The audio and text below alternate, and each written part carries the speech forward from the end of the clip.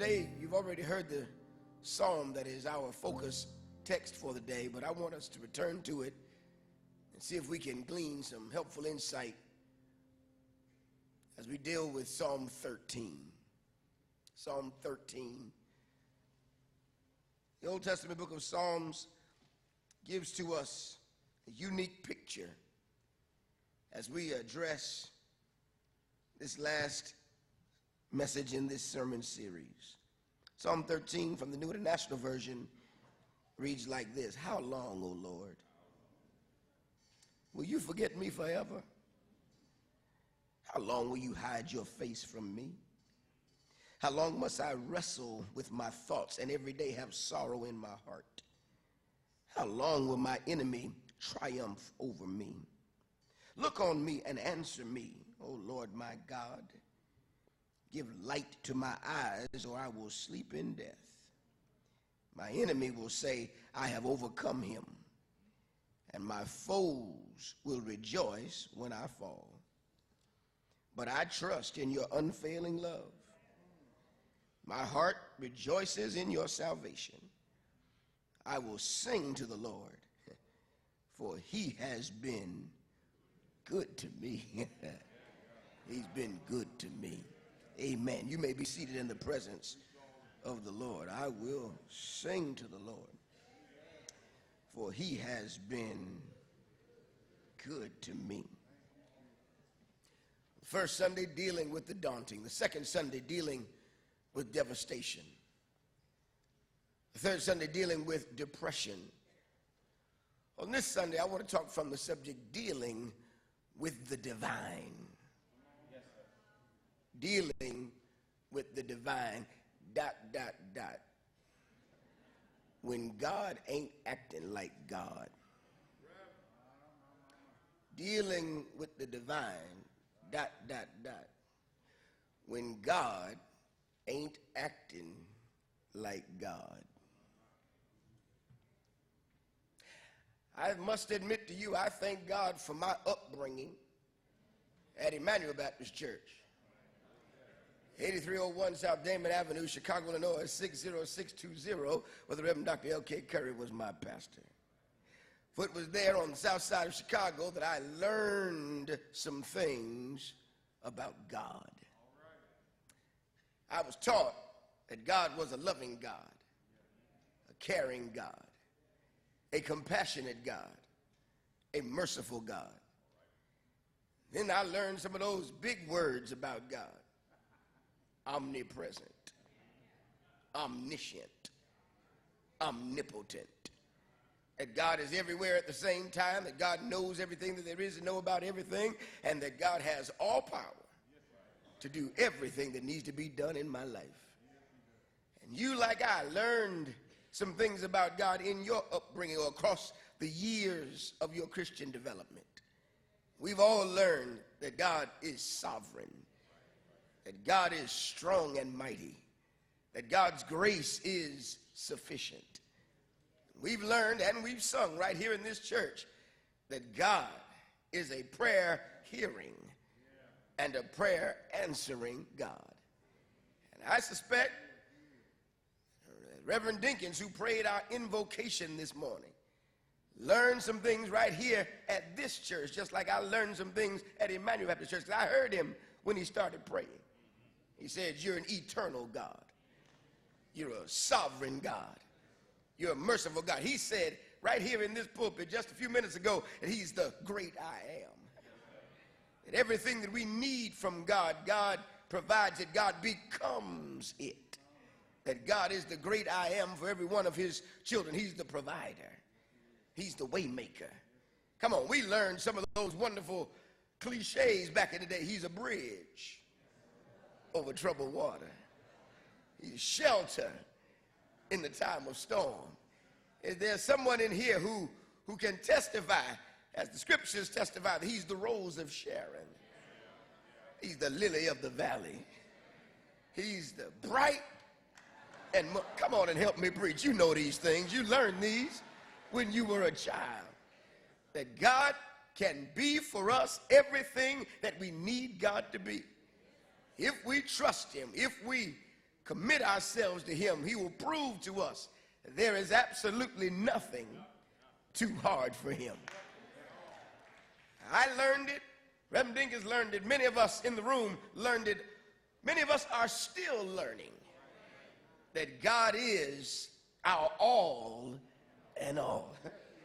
And that when we pray, God hears us and God answers us according to his will and in his own time. I know that about God. I learned it about God. I've experienced it about God. I'm not new to this.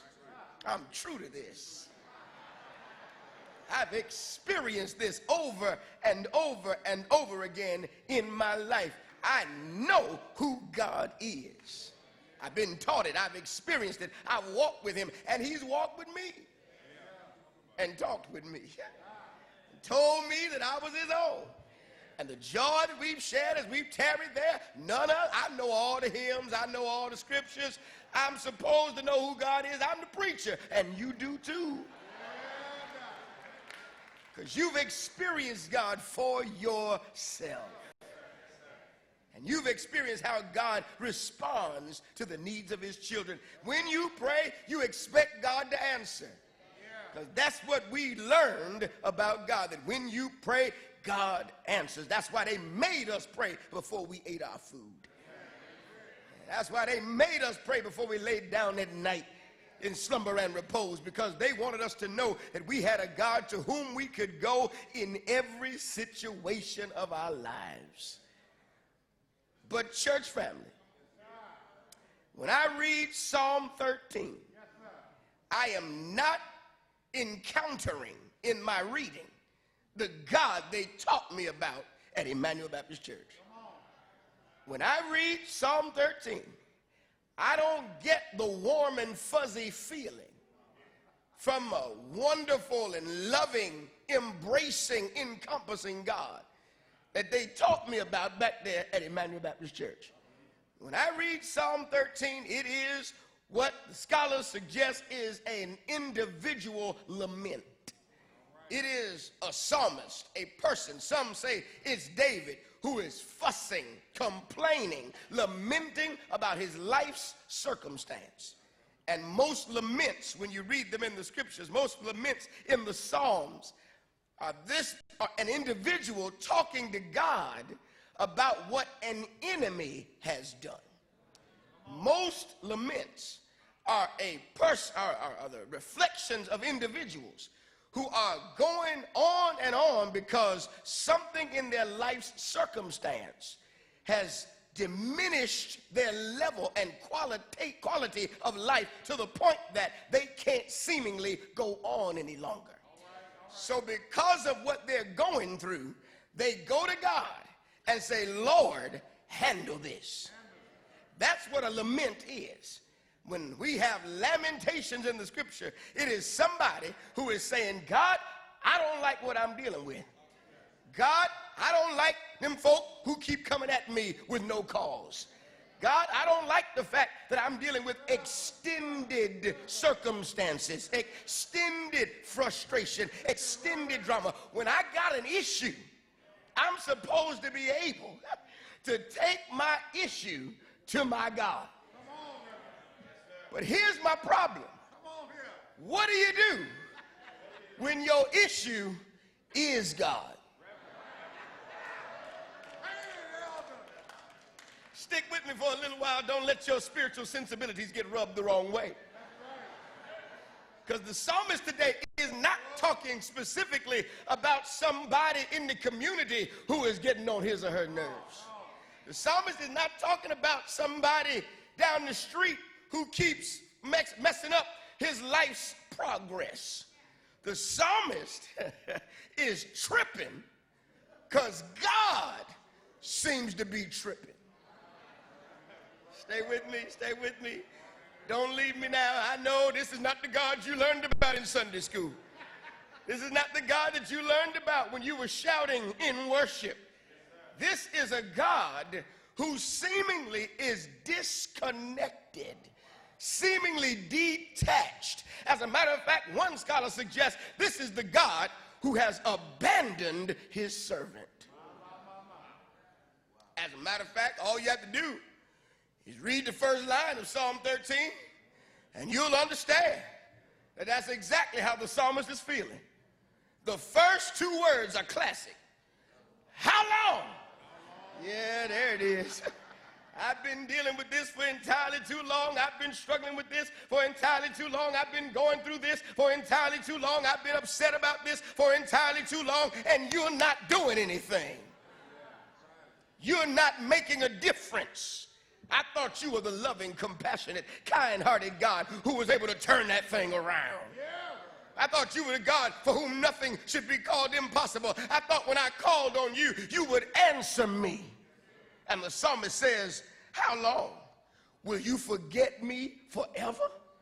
How long will you hide your face from me? How long must I wrestle with my thoughts and every day have sorrow in my heart? How long will my enemy triumph over me? If you read this text, church family, doesn't seem like God is acting like that sweet God you used to.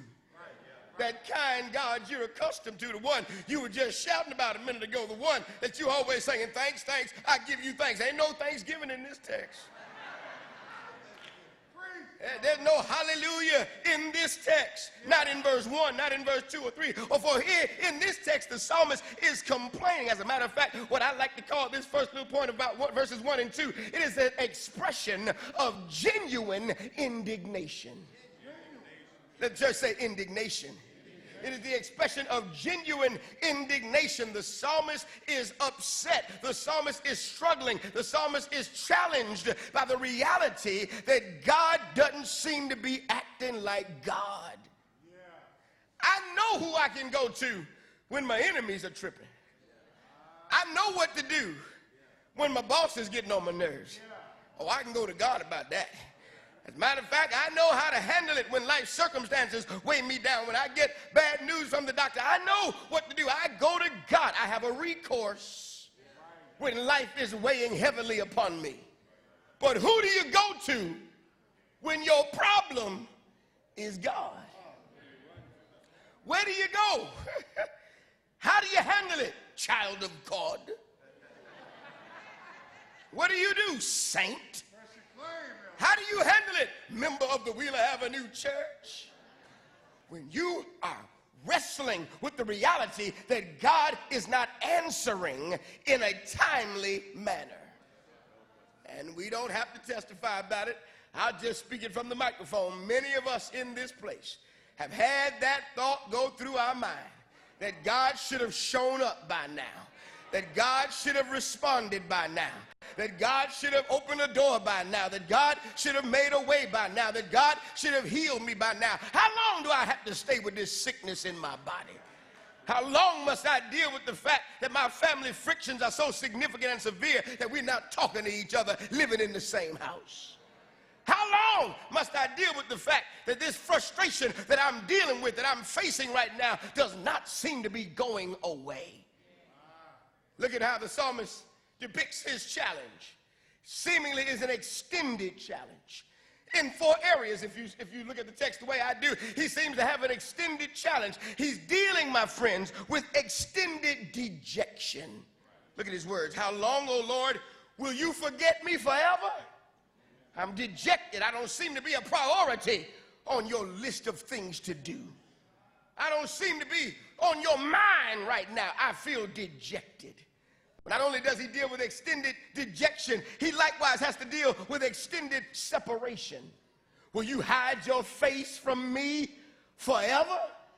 Will you always turn away from me and disallow me to experience the fellowship that I once enjoyed? Now, church family, you must understand, these are not the words of a novice believer. These are not the words of somebody who just showed up in church yesterday. These are not the words of somebody who just started walking with God a few weeks ago. This is somebody who has had an extended fellowship with God, and now that extended fellowship has been broken.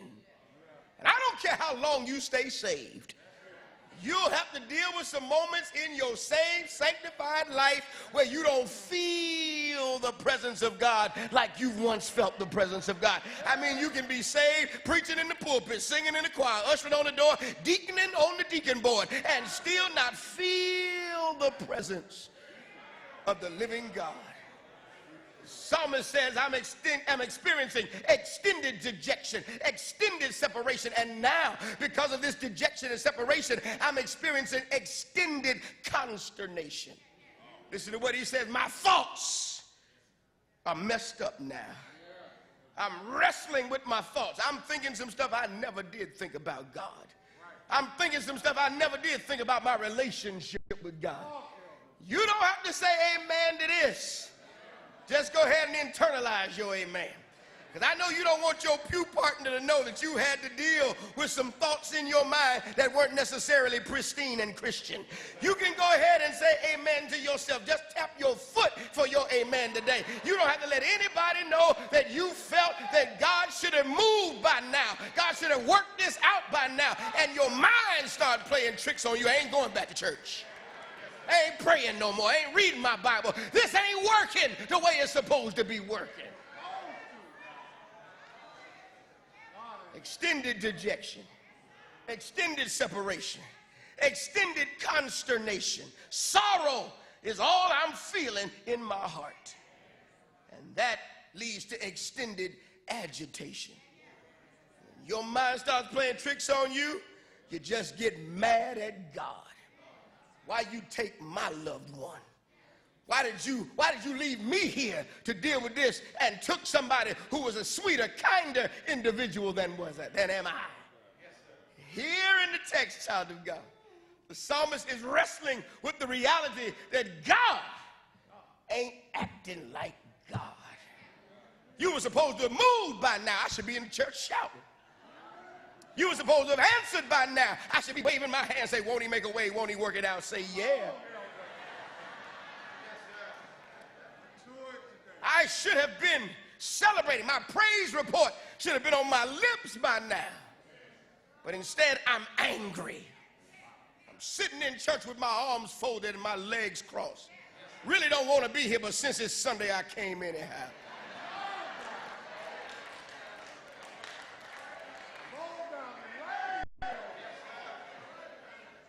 Came because my mama told me I would have come to church on Sunday. I came because it's right. I came because I got a title. I came because they were expecting me to teach Sunday school. I came because they told me my choir was singing. I came because my usher board was ushering. I came because it's just the routine. It's the ritual. It's my religious obligation. But I'm mad as I can be. What were you thinking? What were you thinking? So he has to deal with the divine. He has to talk to God. But may I please help you understand something, my brothers and sisters? What I understand and appreciate about this brother, even in the midst of his indignation, there is the realization that God is still in control. Don't miss this. Don't miss this. In the midst of his indignation, he still realizes that God is in control. Look who he's talking to. He said, God, when you gonna make this right? When you gonna turn this around? When are you going to work this out? Because I understand that you're still sovereign and you're still able. Even though I don't like what I'm dealing with right now, I still know you're the only one to whom I can turn, because you're in control of everything and you can shut it down whenever you get ready.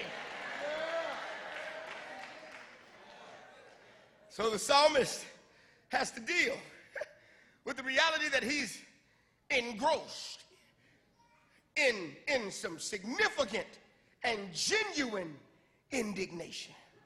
But keep watching the text, because the movements of the text are significant in my estimation, because not only does he have the expression of genuine indignation, but right here in Psalm 13 is likewise, church family, the expectation of gainful illumination.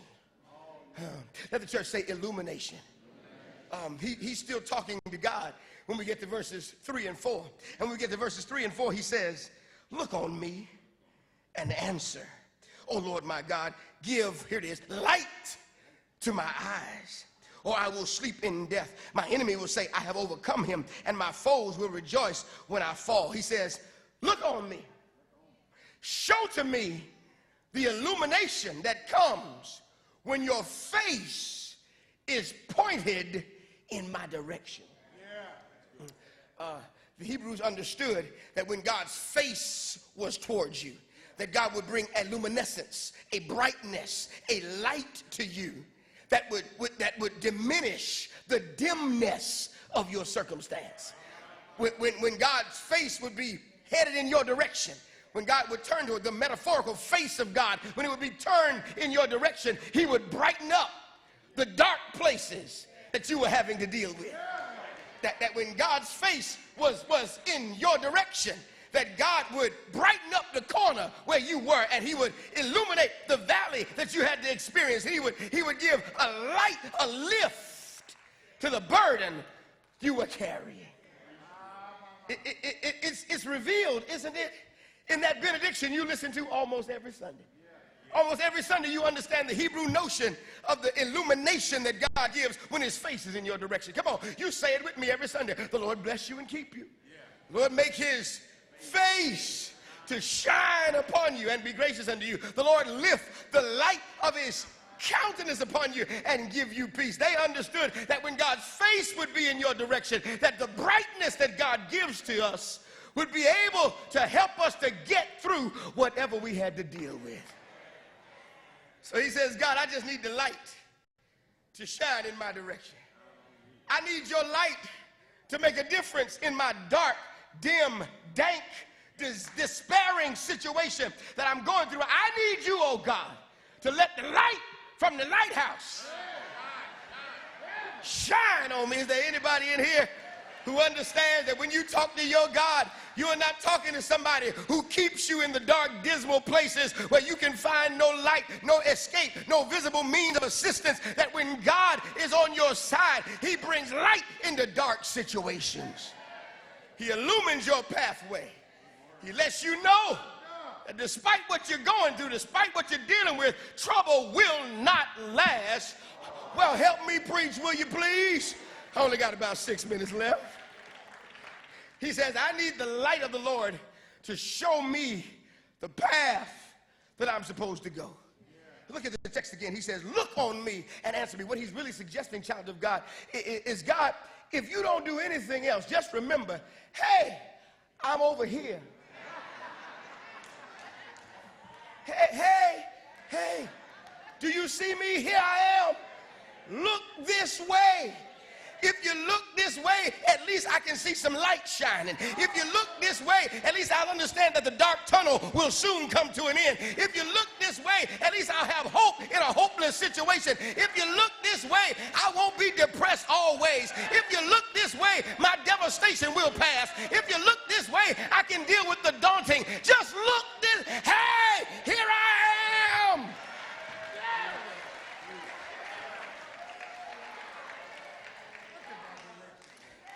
And even with your introspective self, there have been some days you want to jump up, wave your hands, and say, hey, God, over here, look this way. These grandchildren getting on my nerves. I thought it was just the children. Now it's the grandchildren. I'm like, Jesus, be a fence all around me. Look this way and lighten up my dark situation. I close my little message. I'm almost done. But I suspect that the mama and daddy of Mike Brown are somewhere in Ferguson saying, God, look this way. I suspect there are some hungry brothers and sisters who are going to come onto our campus this week saying, Lord, look this way. I guess there are some devastated folk, not just in this sanctuary, but out in the streets of Houston, Texas, saying, Lord, look this way. And we have to be catalysts of light and change and transformation to let people know that God is still on their side. God is still in control. God is still working miracles. Is there anybody who can testify? I've asked him to look this way, and he did exactly what I needed him to do. He will lighten up your circumstance. stand.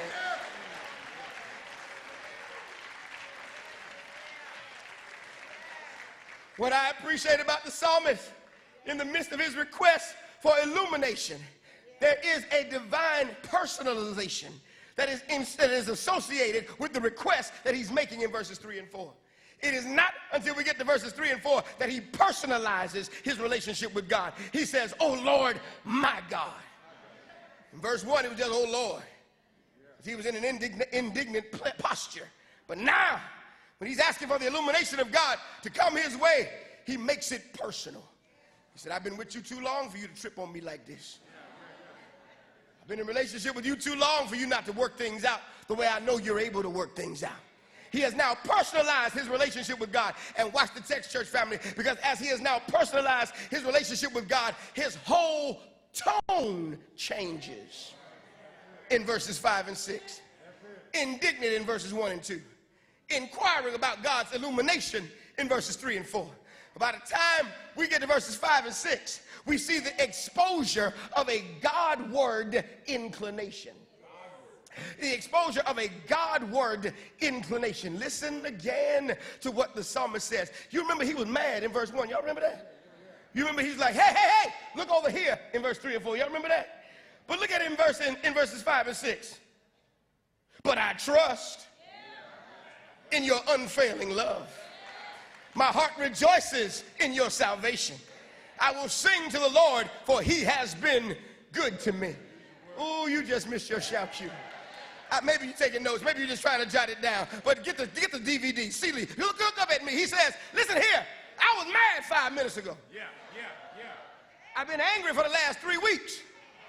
I've been trying to figure out when you're going to move for the last 6 months. But I trust you. And I'm going to keep trusting you, because this ain't the first time I've been through something. I'm going to keep trusting you, because this is not the first time I've had to have some frustration in my life. I'm going to keep trusting you, because I know that if you did it for me last time, last year, last month, you are able to do it again. So I'm going to keep on trusting you, even though you ain't acting like the God I'm used to." God, help me preach. I still trust you, even when I can't trace you. I still trust you, even when I can't track you down. I still trust you, even when you're not talking to me. May I please remind you, church family, in all of the 6 verses of Psalm 13, God never says a word. In all 6 verses, God maintains conspicuous silence. But despite the conspicuous silence, the psalmist says, "I got too much history with you for me to be tripping right through here. I've got too much of a track record with you for me to throw in the towel and wave the white flag of surrender and say, forget this whole godly routine. I got a Godward inclination. I'm trusting in your unfailing love." He literally says, "I'm trusting God's character." That's it. If you got the King James Version, you know that word for unfailing love is mercy. It says God's mercy endures forever. So I'm trusting in your unfailing love. I'm trusting in your steadfast love. I'm trusting in your mercy that is new every single morning. Even if you don't say anything, just keep being God. Even if you don't talk back to me, just let me know you're still God. You still have mercy that endures forever. I'm trusting in God's character. But at the same time, I'm trusting in God's care. He said, "My heart rejoices in your salvation." He said, "My heart rejoices." Now, what he's really doing, church family, is not talking about his current complaint. He's talking about his past provisions. He's literally saying, God has already brought me through some stuff that I never thought I'd get through. I mean, I cried back in 1985 and thought I'd never stop crying. But some kind of way, he dried my tears. He restored my joy. He renewed my hope. And I'm trusting that the salvation I've already experienced will be the salvation that I experience again. So instead of lamenting, instead of complaining, I'll learn how to rejoice. Now, I like this because this is the God for grown-ups. This ain't the God for wimps, children of God. This ain't the God for somebody who just has to have everything go your way. This is not for entitled folk right now. This is the God for grown-ups. This is the God who's been walking with the Lord for a little while. This is the God, you don't have to have everything go your way for you to still give God praise. He says, I'm going to rejoice even though you ain't said nothing back to me. I'm going to rejoice even though it still hasn't shifted. I'm going to rejoice even though circumstances have not panned out the way I planned them to. And I need 2 or 3 folk in here to go ahead and rejoice while the thorn is still in your flesh. I need 2 or 3 folk in here to rejoice while burdens are still on your shoulders. I need 1 or 2 folk in here who got enough confidence in God to go ahead and rejoice even in bereavement, even in sickness, even in trouble, even in disaster. Somebody ought to let your heart go ahead and out of the overflow of what God has already done, rejoice in his salvation. His care has been consistent. Yeah. He said, I'm trusting in God's character. I'm trusting in God's care. And I'm trusting in God's consistency. Let the church say consistency. You said it when I was reading it. I didn't even have to read it aloud because you said it for me in the midst of my reading at the early part of this worship. The last line of the verse, the last line of the song says, God has been. Whoa, I'm done. You just preached the rest of the message. God has been good to me. Now, church family, you got to hold on to that when circumstances are not going in your favor. You got to hold on to that when you don't think that your situation is ever going to turn around. You just got to look back over your life and testify. No, the psalmist says start singing about it. God has been good to me. Somebody ought to sing today just because God's been on your side. God's been making a way. God's been working it out. He ain't acting like God right now, but he's still God. Did you hear what I just said? Oh, help me, Hank Neal. He ain't acting like God right now, but God is still God. Is there anybody in here who knows he's still on the throne? He still fights your battle. He still makes ways. He still uplifts your head. He still gives you peace. He still gives you joy. He is still God. He's been good.